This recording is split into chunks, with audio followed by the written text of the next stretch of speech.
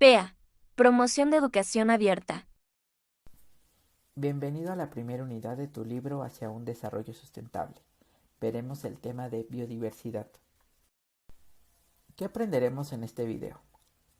Valoraremos la importancia de los recursos naturales en el ámbito natural y social.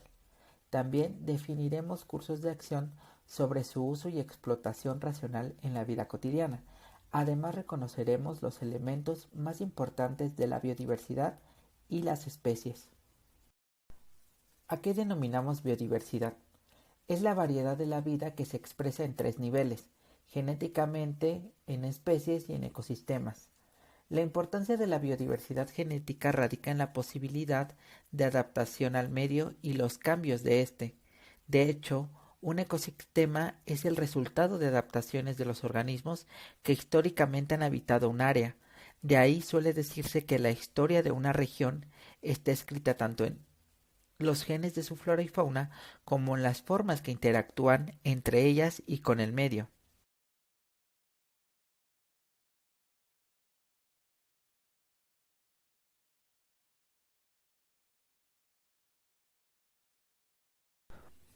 Ahora hablaremos de los elementos más importantes de la biodiversidad y sus conceptos.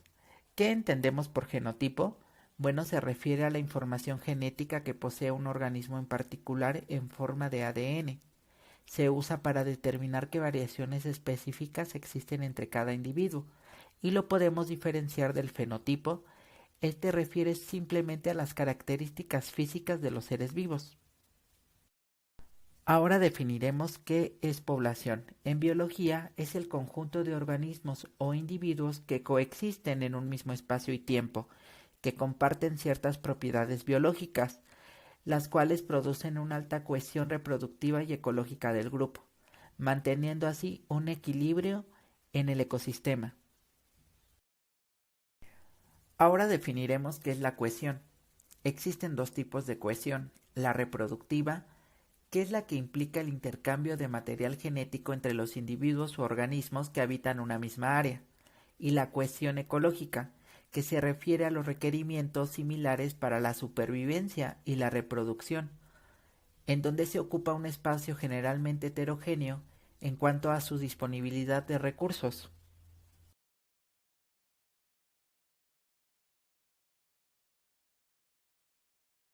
En el tema de la biodiversidad es importante recalcar las consecuencias de la actividad humana. La explotación de los recursos naturales, tanto renovables como no renovables, modifican las características del hábitat de las especies y atentan contra ellas, llevándolas al peligro de la extinción. El ser humano debe considerar que todas las especies no tienen la misma capacidad de adaptación como el ser humano. Ante ello se deben aplicar políticas públicas que ayuden a mejorar el hábitat de las especies en peligro de extinción.